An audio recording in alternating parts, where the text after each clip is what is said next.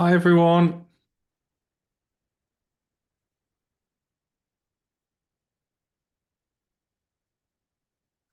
Just got people joining as we speak, which is great. And then I will kick off.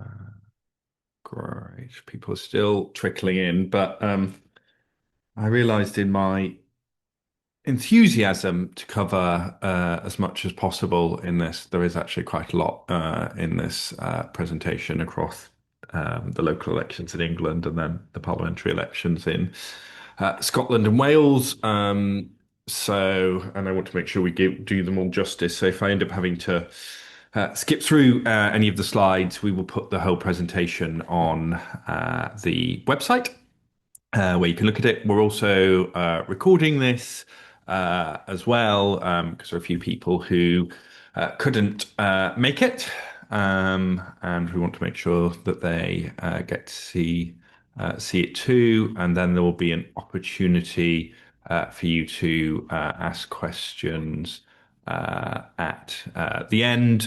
You can put those into, if you do have a question, do put that into the chat function there. So it's not the chat function, is it? It's the question function. I think you'll be able to use at the end. Is that right, Lou? Great, brilliant. In that case, I am going to kick off and start because we've got well over 100 of you now, which is great. Now, just remember how to view the slideshow. Okay. Amazing, isn't it? That, oh my God. That even 6 years after the pandemic, when we started doing all of this stuff, I still can't share a screen. Aha. Great. Okay. So this is the first, I think, of two pre-election webinars that we're going to be doing, and then some analysis ones after the results. And just to set the scene, although the type of audience for these types of webinars, you don't need to do too much of that, but we've got local elections across large chunks of England. We have the Holyrood elections in Scotland, and we have the Senate elections in Wales.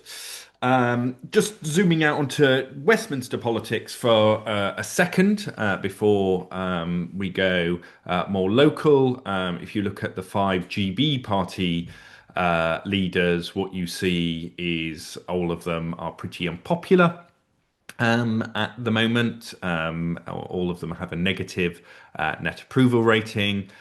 Keir Starmer, as the incumbent prime minister, is some way behind all of the others. I should say this hasn't been updated with this week's latest poll. It'd be interesting to see if the further Mandelson revelations have changed anything or whether they are priced in, but that's the sort of scene when it comes to the party leaders. And again, when you look across the UK, it is a pretty glum public mood. Britons are pessimistic about the state of the country.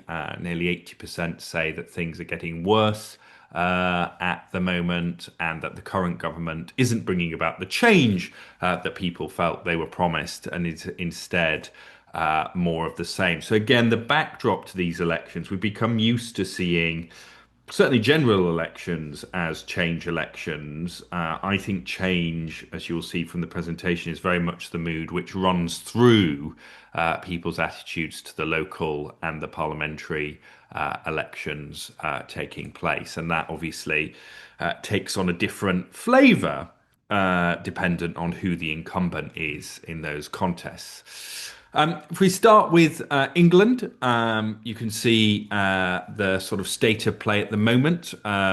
We have a series of metropolitan elections, some district elections, new unitary authorities in Surrey up for election, as well as delayed county council elections from last year, which were going to be delayed again. The thing you will notice is that Labour starting from a particularly high base in this election, in part because this is an election where all of the London councils are up.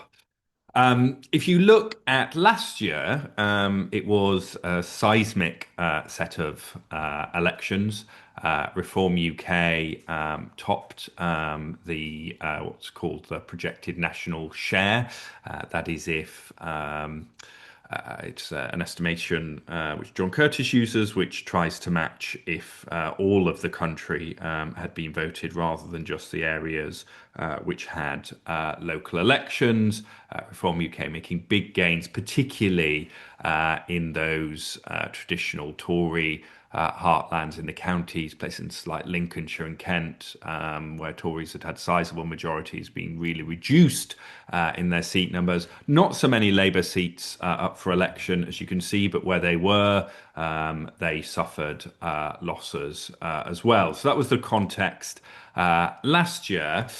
If we go back even further to when lots of these elections were last fought, although not all of them, as I mentioned, some of those county council elections were last fought in well 5 years ago now, so even longer. But if you look back to 2022, this was really the start of it all. Going wrong for the Conservatives. Inflation was high.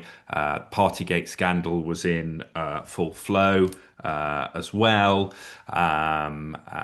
Boris Johnson was issued that fixed penalty notice, although it wasn't the worst. The Conservatives were still only sort of 5 points behind Labour. The two main parties very much in control, and certainly before the rise of Reform UK. So when these elections were last up, it was a good set of elections for Labour and the Liberal Democrats as well.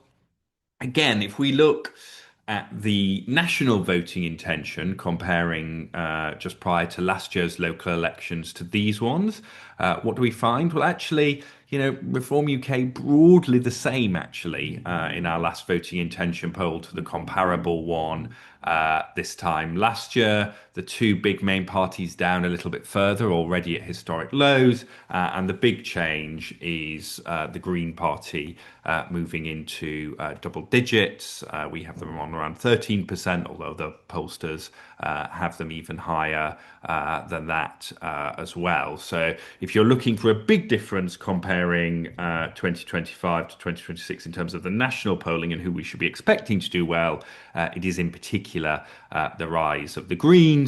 But again, Reform UK basically weren't on the pitch when these elections were last fought. They're now on a quarter of the vote in Westminster voting intention, so we should expect them to do very well, and a continuation of that trend where fewer council seats are now being held by the two traditional main parties. What might that look like? Well, there are a variety of different estimates, and I wouldn't kind of obsess too much about the individual numbers, but we tried to have a look at what a sort of good night would look like for each of the parties. I guess what it is worth saying is that even in our low projection, it is going to be a good night for the Greens and Reform. The question is just how good is it going to be? There's a sort of very high end, the very sort of middle, low for each of the parties. So, even on even on the least bad night, we still expect Labour to be losing over 1,000 council seats, but on a particularly bad one, they could be getting close to 2,000. The Conservatives set to make further losses, whether that approaches 1,000 or is under 500, depending on how bad the night is. Reform could be looking at something like gaining over gaining over 1,000 seats even at the lower end of the projection, so a very good night even at the low end. but potentially at the high end doing even better. And the Greens have a lot of variability. We think, it is not unreasonable to say the Greens will be getting over 500 seats. If everything broke their way, they could even come out on top, although that requires everything to go right and winning lots of split contests. But the overall story is basically you would expect Reform and the Greens to be the biggest seat winners, Labour and the Conservatives to be the losers, and the Liberal Democrats to be making gains, perhaps more modest than they might have liked to have made, given the rise of the Greens impedes them in particular in some places as well. And what about some of the areas up for election? Well, for the Conservatives and Reform will be looking to continue their clear out of those Tory councils, Essex being one of them that is up for election. You can see from that chart that, aside from a dip during the Tories' nadir in the 90s, reliably Conservative majority since then, always remaining the largest party. But if you look at our MRP, we find that in Westminster terms, Reform would now dominate in Essex.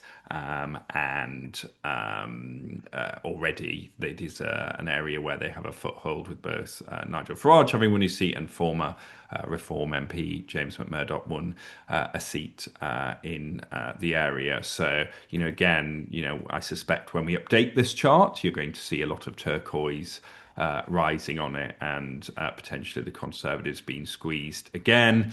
That obviously matters because Northwest Essex is Kemi Badenoch's seat, so a loss in her back garden would be, I think, difficult for the Conservatives and narratives about any type of recovery. It would be hard for them. Similarly, James Cleverly in Braintree. So what you're really looking at here is our Reform continuing to eat the Conservatives' lunch at such a pace. Essex is a good bellwether for that. When it comes to Reform and Labour, we'll be looking to the north of England and to Sunderland. As you can see from that, Labour have dominated Sunderland Council for a significant period of time. Even during that kind of collapse of the Red Wall, Labour were able to hang on here. But again, if you look at MRP projections, you have Reform UK gaining those Sunderland seats, and we would expect them to do very well in those council elections. What about the Liberal Democrats? Well, in particular, they will be looking to continue to hold places like the Blue Wall, so places, those former Tory heartland seats in the home counties and around that went Lib Dem in the general election. So places like Tunbridge Wells, South Cambridgeshire, they will want to make sure that they're holding those seats. In terms of offensive, the greatest opportunity for the Liberal Democrats probably comes in that East and West Surrey unitary authorities, which are new authorities which have been created. And on a good night, the Liberal Democrats could expect to control both of those authorities. Similarly, it's not impossible that we see them making gains from Labour as well. I'll move on, obviously, to talk about the Greens and the gains they expect. But actually, the Liberal Democrats are gaining. They're losing more of their vote to the right nationally and gaining more from Labour. And so, it is perhaps the case that some of those areas where they have had traditional supports, so places like Birmingham and Preston, what you might call sort of Red Wall or Red Wall adjacent, making gains, but then losing. But then perhaps struggling in some other areas where they've previously been more competitive, like Oxford, Cambridge, and Sheffield. Sheffield spelt Sheffield there. We'll get that changed. And then, Birmingham is just a great case study for fragmentation on all sides. We saw at the general election, despite Labour's sweeping gains, them actually going backwards in Birmingham as so-called Gaza independents gained seats there. We would expect those independents to do well in this set of local elections, but also the Greens benefiting as well.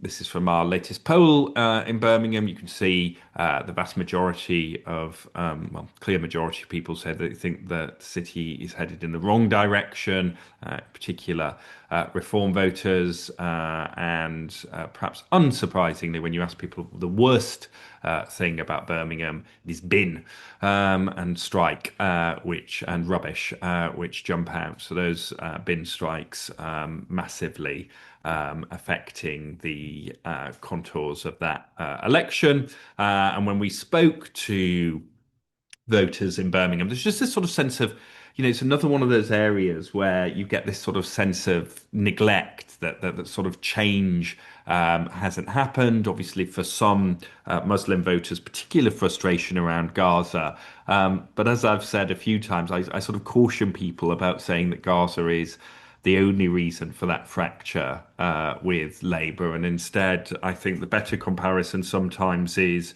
just as Brexit in the Red Wall acted as a sort of de-anchoring of voters' loyalties from Labour, so I think Gaza has done in some heavily Muslim areas and sort of reinforced these feelings of being neglected.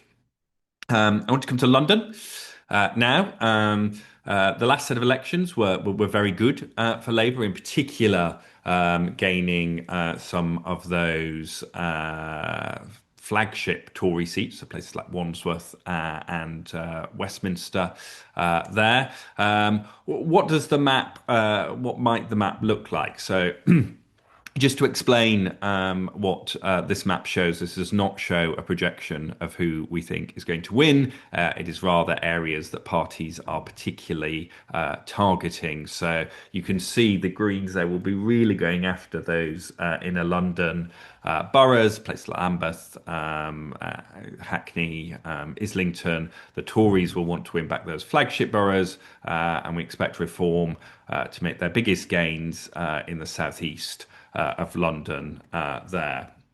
This is really should be ground zero for the Green surge. At the top end of our projections, they could really do very well, benefiting from that sort of disappointed progressive vote in particular. There's a range of different issues driving that, but again, that sort of sense of lack of change, particularly when we spoke to people. We did a focus group recently in the Prime Minister's seat, and there was just that sense of, you know, things are difficult, but change isn't coming quickly enough. And one of the areas where we expect to see quite significant change is in Hackney, where, as you can see, there's the Labour have dominated for a very long period of time. In the worst case scenario, if everything fell right for the Greens, you could see them reduced to single digits. There's also a mayoral contest there, which adds an extra complexity, as well as in Lewisham, Croydon, and I've now lost the other one. Is it Tower Hamlets? Is the final one there, which obviously adds extra contest, and the Greens could do particularly well in Lewisham and Hackney in those mayoral contests. Reform UK, again, if you look at our MRP projections, it gives you a sense of where Reform's strength in the capital lies. The capital in general isn't one of Reform's strongest areas, but if you think about how that matches onto boroughs, again, particularly they could be costing the Conservatives in places like Bexley and Bromley, doing well in Havering, and perhaps making some gains in Barking and Dagenham, which is very much a Labour stronghold at the moment. It's highly unlikely that Reform would take the council or emerge as the largest party, but we'll expect to do well there as well. For the Liberal Democrats in London, they, really do now have dominance over that sort of golden triangle or golden corner It's not quite a triangle, is it? Of London. I think their best prospects for gains of data come in replicating their general election success in somewhere like Wimbledon and emerging as the largest party there. The Conservatives now starting from a very low base in places like Kingston and Richmond. Question about whether Reform UK can do well in somewhere like yeah, Sutton, which of that sort of Lib Dem corner of London is the most working class and Leave voting there. It could also be the case. I mean, traditionally, the Liberal Democrats have done well in places like Southwark and Haringey. They will want not just to leave those bits of the pitch to the Greens. So in the north of Southwark, in particular, you could see the Liberal Democrats doing very well. And for the Conservatives, of course, their hope might be that on a night where it is hard, I mean, I don't like making predictions, but it's hard to see as it being anything other than another bad night for the Conservatives, that it might be that the narrative slightly changes in if they're able to win some of those flagship councils they lost in London, so Westminster, Wandsworth, perhaps regaining Barnet as well. There again, that is not a projection. It's just probably if they have their best prospects of making pickups, it is those councils. So let's leave England behind and move on to Wales. In Wales, the both main parties had quite a good 2021. Sorry, both main GB parties had a very, very good 21 Senedd election, so are starting from a relatively high base. Having spent a lot of time in Wales this year and last year, it's fair to say that the mood in Wales is one of, as you can see, well, the word used to describe Wales, poor and struggling. Stories of the cost of living crisis really predominate in Welsh focus groups, and that sense that the country isn't meeting its full potential yet, that there is more that Wales could be doing. And the challenge for Labour is that in Wales they have that double incumbency factor facing them. And so when you ask Welsh people, is it time for change or should we stick with the plan?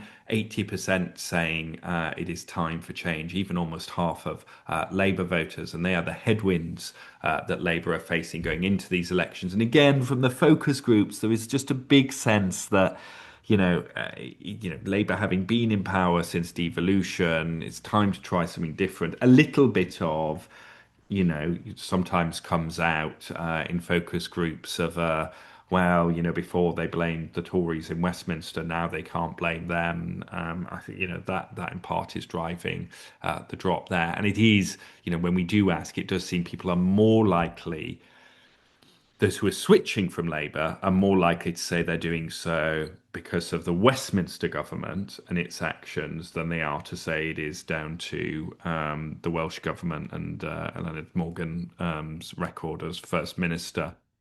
Um, Interestingly, when we ask, unlike in Scotland, there is a sizable group in Wales who don't think that devolution has worked in the way that they would like it to. Plaid and Labour voters very much against abolition of the Senedd, but Reform UK voters much more likely to support it. And again, that comes up in some of our focus groups. Interestingly, Welsh focus groups are the place where I've heard sort of this sense of like investment projects being misdirected the most in a way that I haven't heard in other places, that sort of they're not spending on the right things came up quite a lot in our recent groups. The other thing which very definitely cut through when we were last there was the lack of jobs for paramedics and midwives, which some felt was, which meant that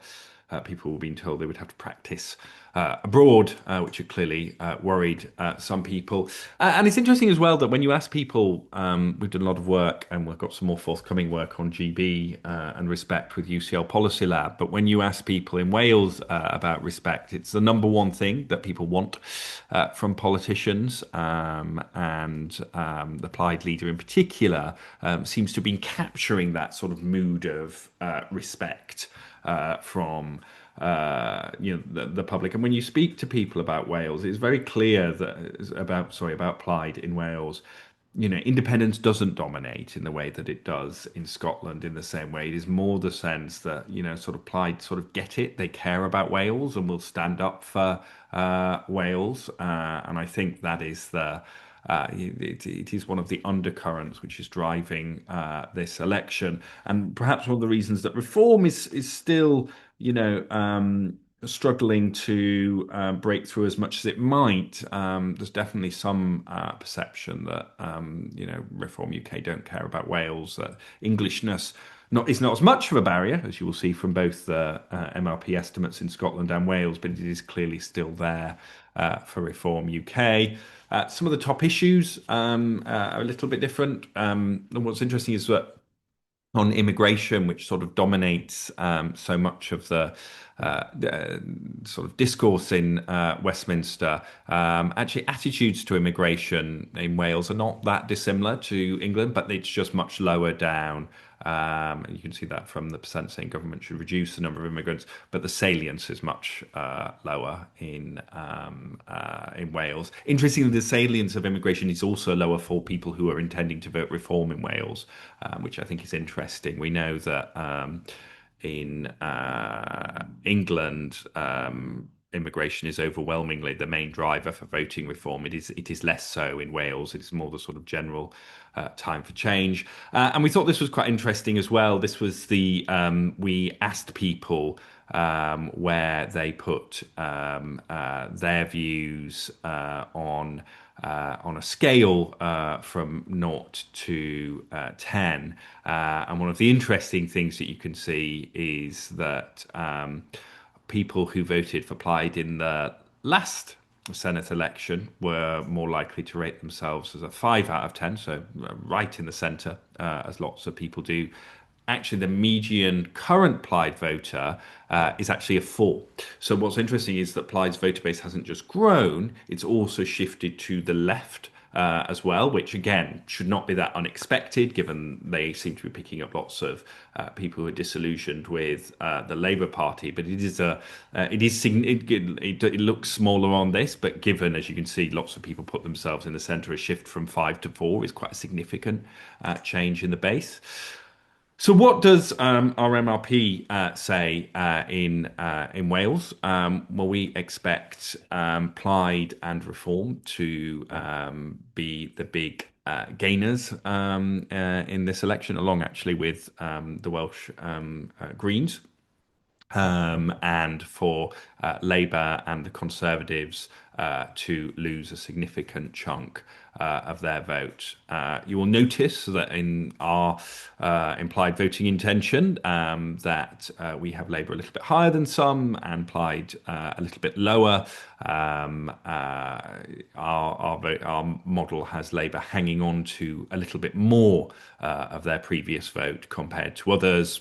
Whether that is the case, we will see. My view, it is good to have a range out there, and it shows that pollsters aren't herding. But as I say, some of the other models show Labour bleeding significantly more votes to their left.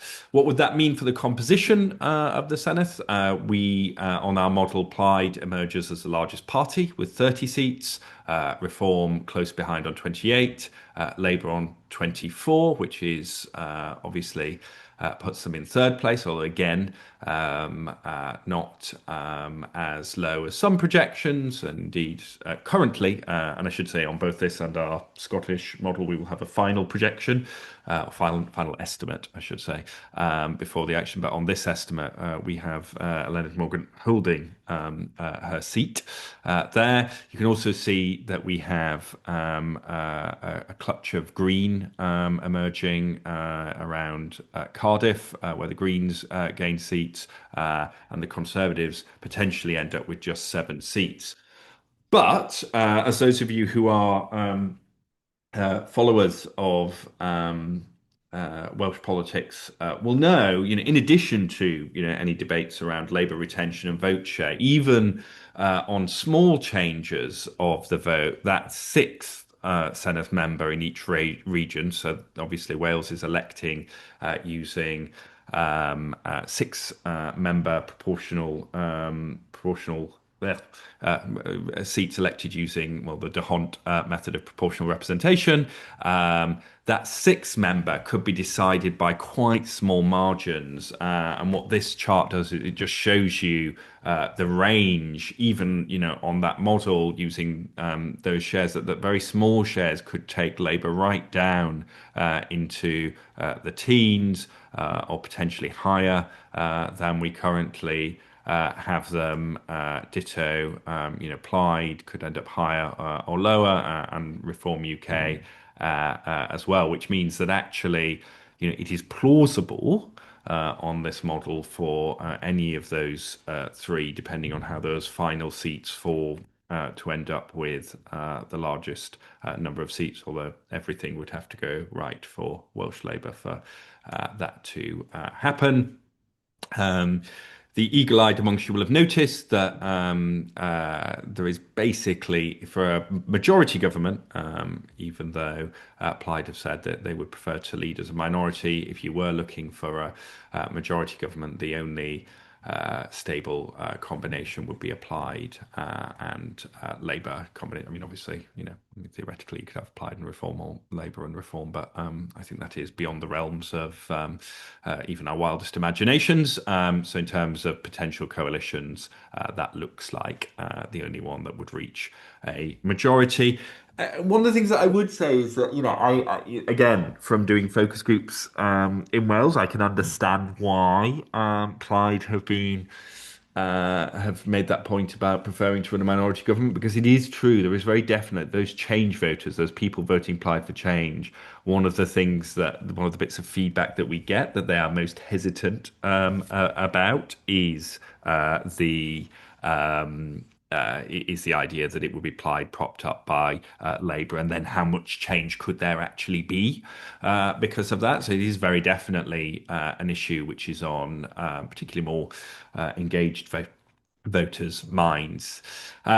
This just tells you the story of the sort of collapse of Welsh Labour's vote in this election. We have them falling to around a quarter of the seats. Now, look, the move to a proportional system means it was always likely you were going to see some sort of reduction or a more pure form of proportional system. But still, what you're seeing and what you see from that map is really just Labour's vote base being squeezed on all sides, and Reform doing very well in the valleys, Plaid absolutely dominating in much of the west of the country there, and the Greens making gains in places like Cardiff as well. So lots of I think soul searching for Welsh Labour. Reform UK, I mentioned the values. You can see where their reform is most likely to be concentrated there, but they do, they're doing reasonably well across all of those regions. Finally, on to last but certainly not least, on to Scotland. Just in terms of going into this set of elections, the last set of elections were very good for the SNP. They were just short of an overall majority. The Conservatives were the largest of the opposition groups, and Labour had their worst ever Holyrood result there. Again, in common, this is the common theme across the elections, is a belief that it is time for change. And of course, in Scotland, you end up with the unique situation where it is change from what? Who is the incumbent that we most want to change? Is it the performance of Labour in Westminster, or is it the SNP in Holyrood that we most want to change? But overall, the mood is one of change, particularly actually amongst those right-leaning parties there. Um, Independence perhaps has played a slightly lower profile role in this election than some others, but in our latest poll, we found a split, almost even split, but younger generations much more supportive of independence, but only 9% put independence on their top issues facing the country. Even amongst independent supporters, it only reaches 20%. That said, from focus groups, people are very likely to say that when they talk about the other issues, so whether it's cost of living or performance of public services, that part of the reason that they are in a bad way or struggling is because Scotland is hamstrung by Westminster and what it can do. So I often think that that 9% doesn't always capture the full extent of people who think independence is important or a priority there. When you look at which parties represent change or are more of the same, most of the parties are a plurality or a majority, so they're more of the same. Reform UK are the exception there. People are more likely to say Reform represents change. And again, it's a sort of, when we did carry out the focus groups with Scottish voters, there is much more, immigration again is less of the almost single issue driver it sometimes is in England, and more it is just the sense that, I mean, it comes up as an issue, I shouldn't say it doesn't, but more of a sense that Scotland needs something different there. Although for lots of people in that 44%, given they're not voting for a reform, the change that reform would bring wouldn't necessarily be the type of change that they wanted. What about the leaders here? John Swinney is the only leader who has, and just at that, +1 positive approval. He is, basically gets good approvals from his base. And Asawa is on -12, although he's up from some of his lows. And actually, as you saw from the GB party leaders, these were actually much better numbers across the board, though driven by much larger numbers, especially once you get outside of Sweeney and Sarwar of don't knows. And certainly in our most recent poll, and we'll check again in our forthcoming polls, despite a lot of the attention and media coverage on Malcolm Offord and Reform, actually 41% don't give an opinion, 24% neutral. So not many expressing an opinion either way yet. Holyrood has, traditionally been more fragmented than Westminster, but actually it looks like this is on course with the rise of Reform UK, but also the Scottish Greens performing better. This looks set to be an even better performance. Sorry, not better performance, an even more fragmented election with the effective number of electoral parties, which is one way of measuring electoral fragmentation at the highest since the start of devolution there. And one of the things that you can see is that, the SNP, by any projection, still likely to emerge as the largest party. In part, you can see just how fragmented the unionist vote is with the emergence of Reform UK there, but also, perhaps the SNP having to share more of its vote with groups like the Scottish Greens, and it is possible that the SNP attracts, basically since 2007, they have absolutely dominated the share of voters who support independence. That looks set to be lower in this election. So the SNP not immune to that fragmentation either. For Labour, it looks like this election at the moment is going to be a continuation of a trend of a declining vote in Holyrood elections. We know that there have been a couple of general elections where their vote has bounced back up. So 2017 and 2024, Holyrood, if you want a general, well, a charitable way of looking, it might be that Anna Sarah has been very unlucky with the timing of this election. Because Labour were up on around a third of the vote in the general election, now significantly down again, depending on what you look at. So I will then move on to our MRP projections for Scotland. So firstly, looking at the vote share, what you see is that the SNP are ahead on both the constituency and regional list, but it is likely that their constituency share and regional share is down quite significantly from the last Scottish Parliament elections. You'll see the Greens are particularly low on the constituency. That's because they're only standing in six of the constituency seats, much higher there on the regional list, and Labour and the Conservatives down. What does our MRP suggest about this? How does that translate? So the map there is of the constituency seats. The SNP clearly the largest party, although down on the last Scottish Parliament elections. There, Reform UK big gainers as they break through north of the border and pick up a handful of constituency seats.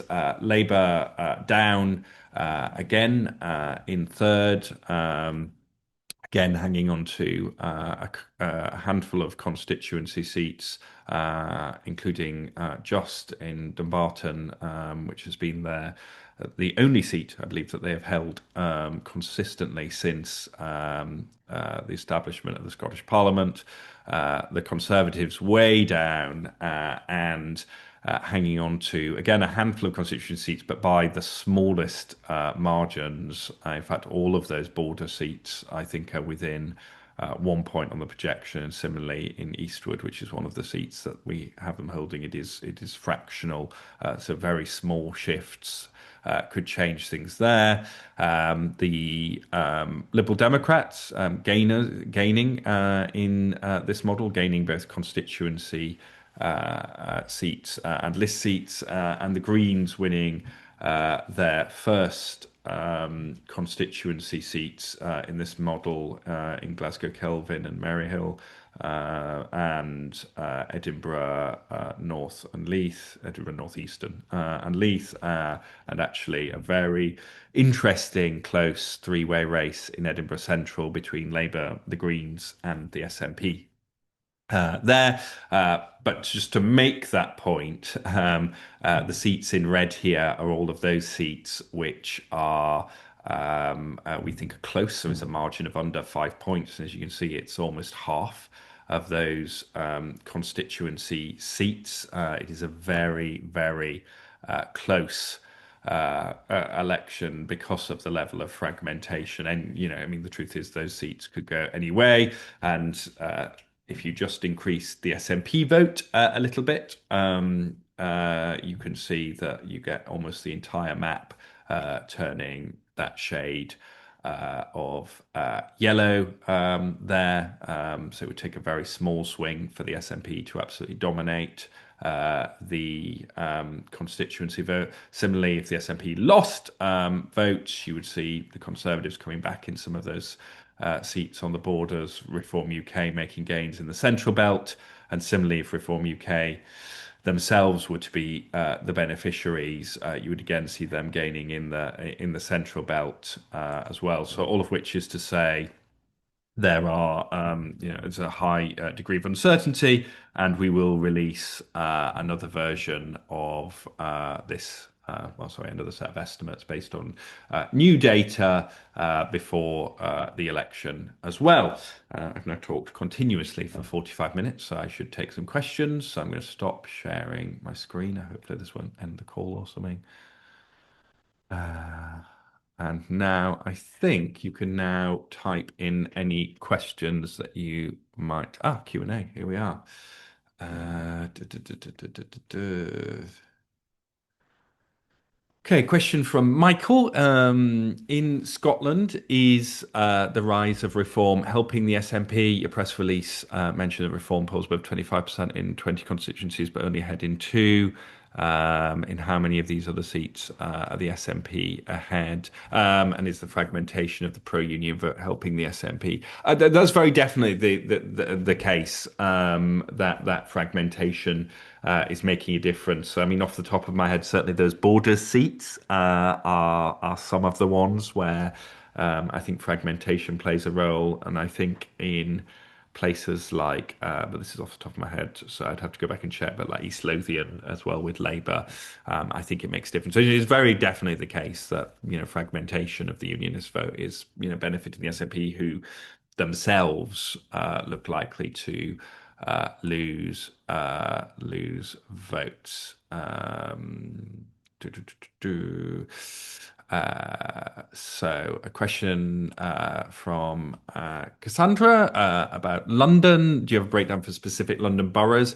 No. So what we haven't done yet is a projection for London.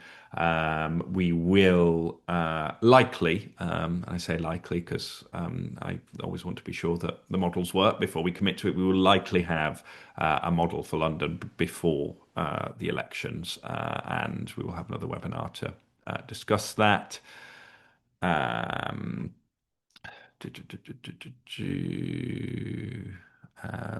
have a look. Anonymous attendee, Scottish people are renowned for tactical voting. What influence do you think that this might have? Well, again, I mean, that is a sort of added, sort of complication in any of these models is what was the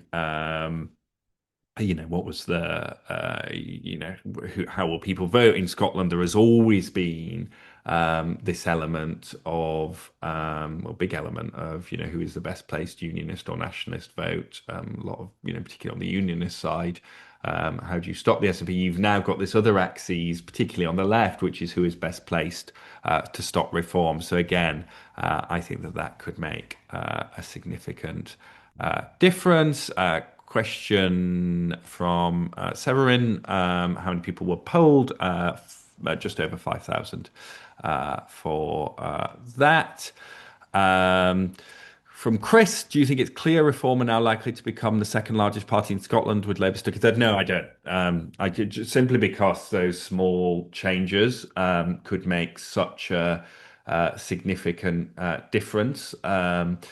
I do think looking at models from our friends in other polling organisations, I think they tend to have the reform now coming in second as well. But I just think that just small shares tactical voting, there is so much to play for, and I think that probably is the most interesting battle, though, which is that battled for second.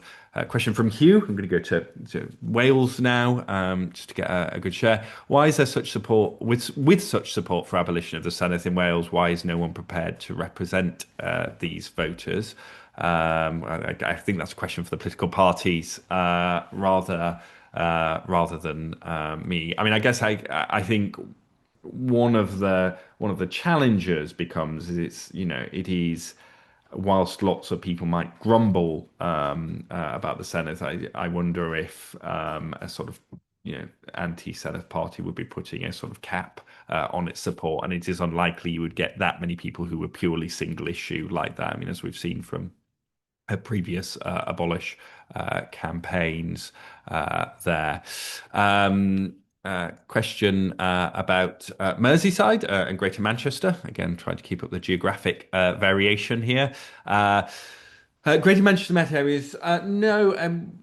So again, we don't have projections, but if you look at our MRP and if you look at well, by-elections and data there, what you would sort of expect to see is that Reform UK will do well in some of those areas outside of Manchester itself. So in places like Ashton, they may even do well in places like Trafford if they're really eating into the Conservative vote, but also there's more red wall areas as well there, and then expect the Greens to do very well, particularly in and around the city itself. A question about where can we find the slides? Will they be emailed out to us? I think we can email out. Yeah, and we'll put them on the website as well. Uh, Question from Will.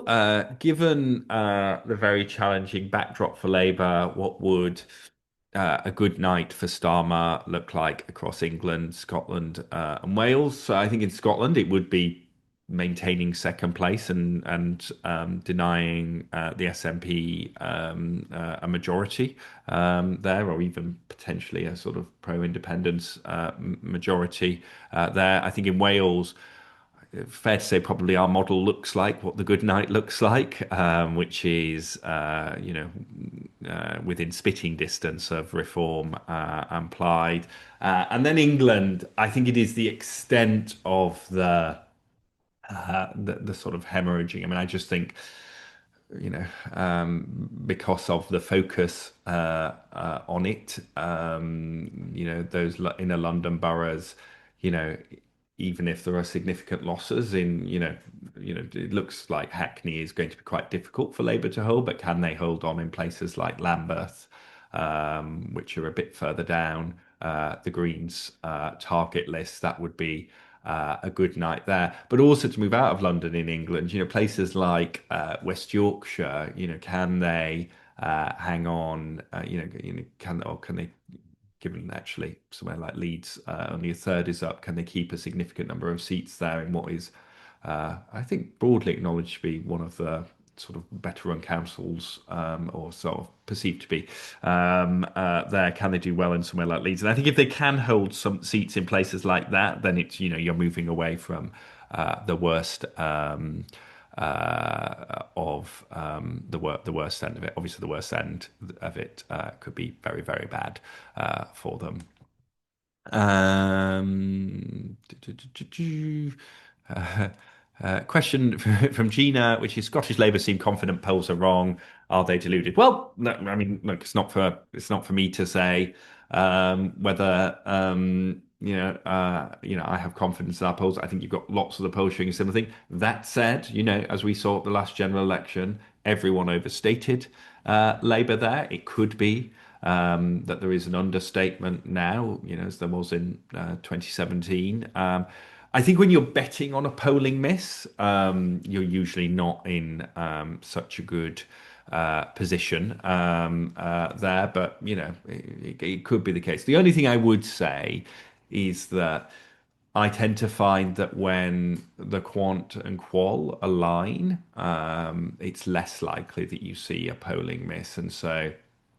Why do I say that? At the last general election, what was interesting was I was often struggling to reconcile these focus groups, which were, yes, often were voting for Labour, but it was so unenthusiastic about it, with polls which had Labour on sort of 45% and beating Blair's majority, and in the end that didn't come to pass. So I think the fact that the quantum qualia line is another point to suggest that the polls are probably close to right. But as I say, the thing is, even if the polls are entirely right or very close to being right, those small margins can make significant difference there as well. God, I've got so many questions, and I want to try and get through just a range of them. There's a good question from Ross here. Thanks for the presentation. Can you help me understand why there are differences in polls across Scotland almost week to week? Is this down to methodological differences between polls, or is this because everything is just so close? I think it's a bit of a combination. So if you look at how can differences arise in something like an MRP? Well, there's sort of very crudely two differences. One is the input data, so the actual voting intention going into it. Is if that is different, you're going to get different results, and that's why you had such a wide range of estimates at the last general election. Part of it was people just had different input shares. We had pleased to say, in terms of overall seat projection, particularly for the Conservatives and Labour, it was very close to the final result, in part because our voting intention was closer to the final result, although still overestimated Labour. But then the second part of it is then your model, how the model that. Turns that voting intention into seat projections and elsewhere. And again, there'll be different types of models and different factors which go into the models. And so the combination of those two things means you can end up with MRPs which look quite different to each other because you've got two big on top of your usual kind of sources of difference as well. But I would add to that, yes, as well, that the other thing is it is much easier to do this stuff when you have non-fragmented, quite clear elections. It is harder, and particularly, to go back to that question on tactical voting as well. It just adds that extra dimension there. Duh, duh, duh, duh, duh. Does the data take into account candidates such as ex-SNP Fergus Ewing standing in as an independent in Inverness? Are they getting 2% seems very low? Now, look, like one of the limitations of MRP models is these very hyper local factors. I will go away and have another look at that one, but it is difficult. I mean, there are ways that you can get around it. I mean, the best way is just to have more juice and more sampling there. But yes, yeah, particularly when it comes to like other, I would not read too much into it. So thank you for that, Philip. That is a good question there. Is there any anecdotal evidence that negative reports around individual councillors are affecting how people are voting? Are stories coming from focus groups as a reason not to vote for certain parties?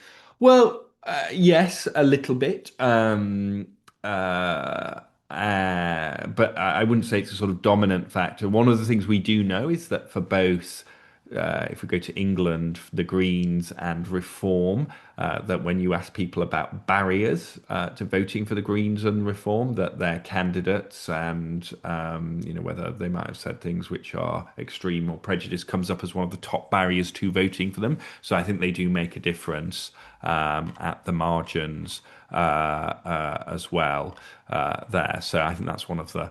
Yeah, it's definitely a consideration for people. And I'm really sorry, there are just so many questions. I'm trying to pick a range of them, but I'm not going to be able to answer all of them. Someone has asked what share of Labour's 2021 or 2024 share applied or expected to get. I don't have that to hand, but we do have it. So what I will do is I will add that to the deck before it is mailed out to you to make sure that you get that. There are a couple of other questions about independent candidates in Scotland, which I think hopefully I covered off with that last one there. Question from Marco, which variables are turning out to be the best predictors in your work? It was such a good question. Actually, I wonder if for the final pre-election webinar we should actually do a breakdown by some of those. But the answer is it is sort of some combination of them. I mean, it's very clear. If you look at England, income and financial insecurity have become a big predictor of Green and Reform vote there. Sort of formal education for the Greens in certainly in England and Scotland, and I mean it would be odd if the pattern wasn't the same in Wales as well. But yeah, no, it's a really good question. We should actually share some more detailed data in that because it's actually a point of interest.